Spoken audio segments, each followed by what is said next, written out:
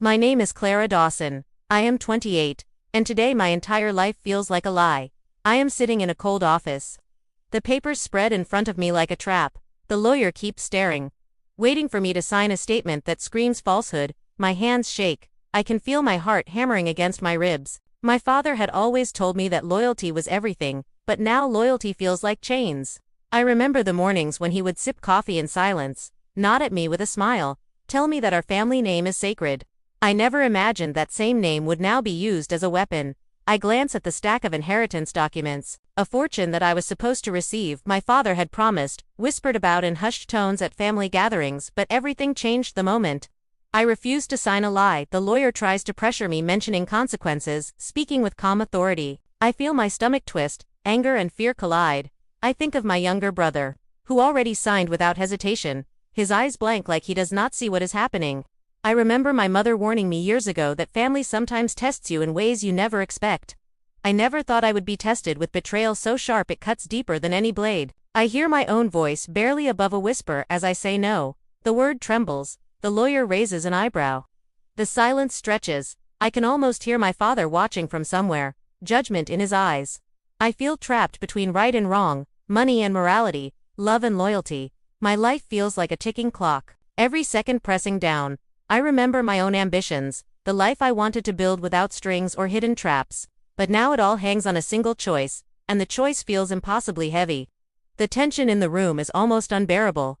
I can see the shift in expression on the lawyer's face, and I know the next words could change everything. The stakes are higher than I ever imagined. I feel the weight of the truth pressing me down. My hands clutch the edge of the desk. I look out the window at the city that seems oblivious to my storm. I take a breath, steadying myself. My mind racing, heart pounding. The room waits for me to break or bend, and I know whatever happens next will define me forever. Before we continue, hit that subscribe button so you never miss a story that shakes the truth out of the shadows. I keep thinking about my family, the way smiles can hide storms. My father's approval always felt like a prize just out of reach. I used to chase it as a kid, doing well in school, picking up every compliment he offered, never realizing how conditional it all was. My mother tried to soften it, her words gentle but often drowned in the sound of his disappointment. My younger brother, Ryan, seemed to float through life untouched, always favored, always forgiven. I used to hate him for it. Now I pity him, because he does not see the weight of loyalty and lies pressing on us. I remember my closest friend at work, Jenna, telling me once that families have layers you cannot peel without cutting yourself. She was right. I see it now. Every conversation with my father was a test. Every glance from my brother a reminder of my place. My colleagues notice tension I cannot hide. They ask if I am okay. I smile and nod, but inside I am unraveling. Every email, every meeting, feels like another battle I cannot choose to fight openly. I think about my aunt, who always whispered warnings about inheritance and promises. She said some families love money more than people.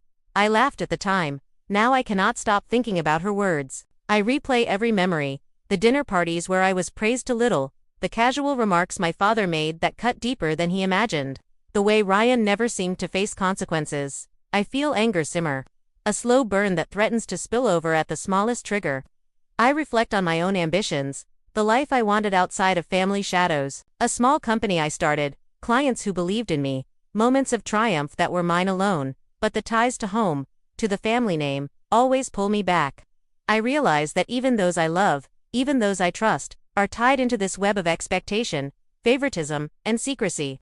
And now every relationship feels like a potential betrayal, a hidden knife waiting to be revealed. I cannot tell if my father truly loves me or just loves the idea of controlling my choices. I cannot tell if Ryan even understands loyalty, and I wonder if he would ever protect me if the situation reversed.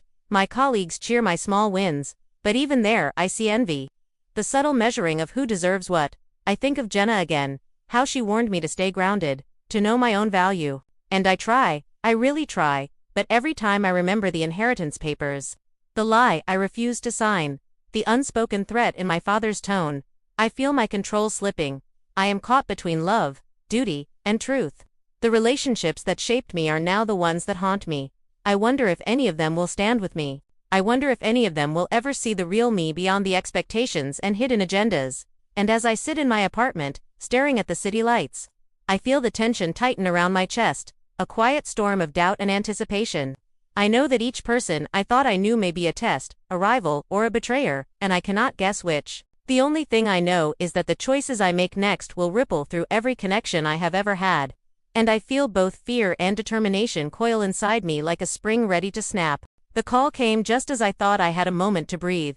My father's lawyer on the line, his voice calm, almost too calm, telling me there was a new clause in the inheritance documents.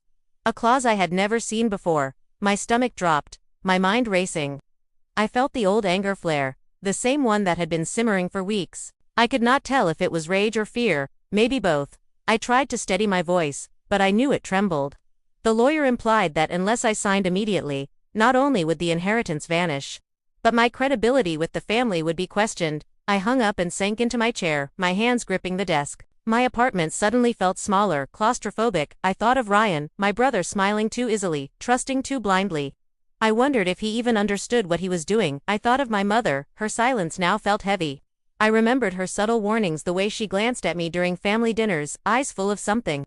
I could not name: guilt, sorrow, fear, complicity. I could not tell. My thoughts raced every scenario, twisting into 1,000 questions. Do I sign to protect myself? Do I refuse and risk losing everything? Do I even trust the people around me, even the ones who said they cared? I realized the betrayal was not just about the money. It was about control, manipulation, power hidden behind polite smiles and polished words. I felt a cold knot of isolation tighten in my chest. I tried to call Jenna, my only friend I felt I could trust, but she was away, unreachable. I thought about the small victories at work, the late nights, the clients who relied on me. Achievements that suddenly felt fragile, like sand slipping through fingers. I thought about standing my ground, refusing to sign, living with the consequences. And yet the fear of losing my family's trust, of being painted as the disloyal one, weighed heavily. I considered that my father might see my resistance as betrayal. I considered that Ryan might turn against me if pushed. I remembered the lawyer's last words, calm, deliberate, reminding me of what was at stake. I felt trapped between right and wrong, truth and survival. My heart pounded with urgency. I thought of my own reflection in the window, city lights stretching beyond, the world outside oblivious to the storm inside. I realized that the choice was not just mine. It involved everyone I loved and those I barely trusted. I wanted to scream, to run, to dissolve into the night. Yet I could not. I was tethered by duty, loyalty, and the tangled threads of truth. I knew that every second I delayed made the situation more precarious. And just as I reached for the papers again, the phone buzzed with a text. My father's name flashing on the screen. I stared, frozen, heart hammering, unsure if opening it would be relief or ruin. The tension thickened, the room closing in, and I knew that the first real test of my courage, my morality, and my loyalty had arrived. And whatever I chose next would ripple farther than I could imagine. I did not answer my father's text. I could feel the weight of every second passing like a hammer. The silence in my apartment felt louder than any voice. My phone buzzed again, then again. Each notification a reminder that my choices were already causing ripples.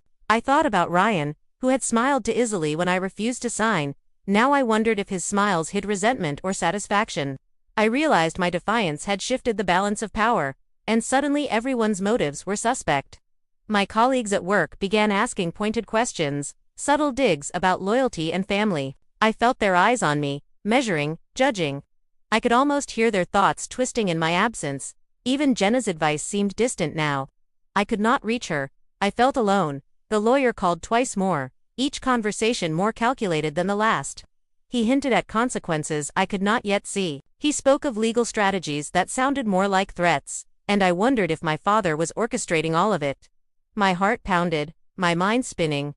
I considered the inheritance again. The fortune that had once promised security now felt like a trap. My mother finally called, her voice soft, trembling. She warned me of reputations, of family honor. I could hear her love battling her fear. I tried to tell her I had no choice, but words felt hollow. Even my voice betrayed me.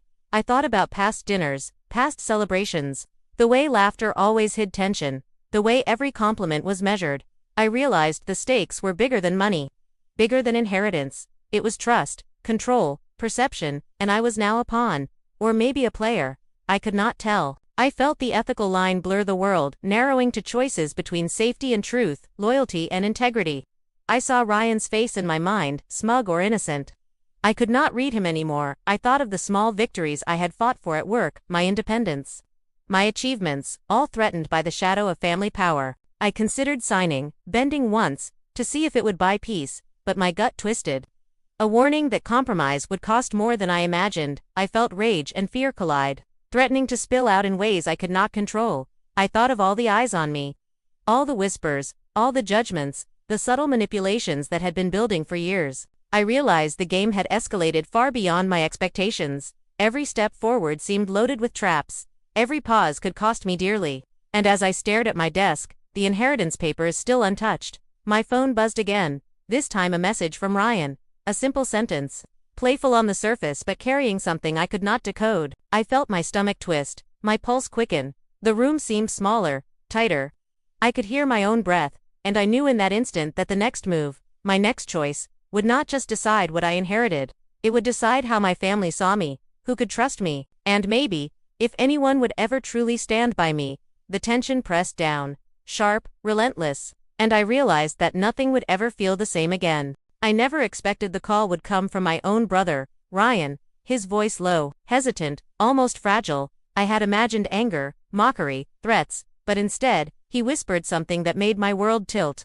He said he had never signed the papers. Not really, he had pretended. He had acted as if he agreed to everything my father demanded, but behind closed doors, he had been keeping copies, tracking every move, protecting me without telling me. I felt my knees weaken, my heart pounding in disbelief. I could not process the betrayal and the secret at once. All these weeks I had imagined him as careless, selfish, a favorite, but now the truth hit me like ice. The entire inheritance scheme was more twisted than I thought. My father had manipulated both of us, but Ryan had quietly resisted in his own way. I felt a rush of conflicting emotions, relief, betrayal, shame, and anger, all colliding. I realized how blind I had been, how quick I was to judge. I remembered the small glances he gave me at family dinners, the subtle hints that now made sense. I had mistaken caution for indifference, loyalty for complacency. I sat back, letting the words sink in. The tension that had been crushing me now twisted into uncertainty. I did not know what to feel first. I thought about my father, the control he had exerted, the pressure he had built, the manipulation that had framed me as the disobedient one. I felt shock and anger burn together. The revelation changed everything. I was not alone. But I had been fighting an invisible war. I thought of the lawyer, the messages, the subtle threats, all part of a plan I had barely understood. I felt betrayed by the system of family I had trusted, and yet, a strange sense of resolve began to rise. If Ryan had secretly resisted, maybe there was a way to turn the tables, a way to expose the manipulation without losing myself. I thought about the city outside, lights flickering in rhythm with my heartbeat. I realized I had underestimated the power of silence and patience, the hidden moves behind the scenes. I felt disappointment in myself for doubting him, for imagining betrayal where there had been loyalty, and yet, the stakes had not decreased. The inheritance, the family reputation, the pressure, all remained, but now I had knowledge, leverage, a secret weapon. I could feel the tension building again, but differently this time, a mix of hope and fear. I knew the next step would be critical. One wrong move could undo everything. And as I stared at my phone, Ryan's final words lingering in my mind, I understood that the truth I had been seeking was only the beginning. The real battle was yet to come. The web of deception, control, and hidden loyalties was more intricate than I had imagined, and I realized with a jolt that nothing would ever be as simple as it seemed. Every choice from now on would ripple farther than I could predict, and I felt a chill of anticipation, the suspense wrapping around me like a coil. Because I knew one revelation had changed everything, but the story was far from over. I sat at the edge of my desk, the city lights stretching beyond my window, a soft hum of traffic below. My hands clutched the inheritance papers, the weight of every choice pressing into my chest. I could feel my pulse in my temples. I knew that signing or refusing would change everything, not just my finances, but my family, my reputation, my own sense of self. Ryan had just left the room, leaving me alone with the lawyer's stern gaze. The shadows of my father's expectations lingering. I thought of the weeks of tension, of silent dinners, whispered threats, and the hidden truths Ryan had revealed. I realized that this moment was not about money. It was about control, about asserting who I was, and who I would allow my family to see. I could feel the consequences branching in every direction. If I signed, I would secure the inheritance, but I would compromise my principles. My refusal would risk anger, isolation, maybe even ruin. I closed my eyes, remembering my mother's soft warnings, the way she had hinted at loyalty and caution. I remembered Ryan's quiet courage, how he had risked my father's wrath to protect me. I realized I was not as alone as I had feared. I took a deep breath, steadying my shaking hands. I thought of all the small victories I had fought for, the company I had built, the clients who trusted me, the life I wanted that was mine alone. I decided that compromise at the cost of truth was not an option. I would not sign the papers. I would not bow to manipulation. I could almost hear my father's shock, his disappointment, and yet I felt something shift inside me, a clarity that made the fear shrink. I knew the decision might cost me, but it also preserved who I was. I signed a separate statement, one that clarified my position, made my refusal honest and undeniable. I handed it over, my hands steady now. The lawyer's eyes widened. My father's name flashed on my phone. I ignored it. I let the choice stand on its own. I felt the weight lift slightly. Though I knew the battle was far from over, Ryan came back, a small smile on his face, relief and pride in his eyes. I realized that our bond, tested in silence and secrecy, was stronger than any document. I thought of my mother. I would explain later, gently, carefully. I thought of the city outside, full of possibilities and risks. I realized that I had chosen integrity over fear, truth over comfort, and even if it cost me wealth, it could never cost me who I was. I felt a strange calm, a quiet triumph, and yet the tension lingered. A reminder that life would not pause for my victory. I could hear the faint ticking of the clock, each second marking the consequences of my choice. I knew there would be challenges, whispers, perhaps even retaliation, but I also knew that this decision defined me. It drew a line in the sand, and I could face whatever came next with courage, because for the first time in weeks, I was fully in control of my own story, the suspense still clinging, but tempered by resolve. And as I sat there, I realized that life would test me again, but now I had the strength to meet it head-on. I sit now in my apartment, the city lights soft through the blinds.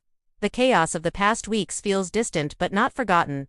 I think of my father, of the control and manipulation that once seemed unstoppable. I realize now that the lesson was never about money or inheritance. It was about understanding boundaries, standing firm, and recognizing who truly supports you. Ryan taught me that loyalty can exist quietly, without grand gestures, and that trust is fragile but powerful when nurtured. I reflect on my mother, her subtle guidance, the way she allowed me to find my own path while warning me of the dangers. I understand that family is complex, that love and manipulation can coexist, and that the choices we make define not just our lives but the way others see us. I think about my own actions, the courage it took to refuse the easy path, and I feel a quiet pride in holding on to my values even when the consequences seemed unbearable.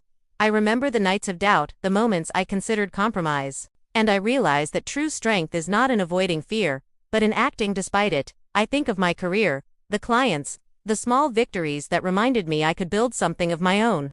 Independent of family control, I see that personal responsibility comes with a price, but also with freedom. I realize that we all face moments where loyalty, truth, and morality collide, and the way we respond shapes who we become.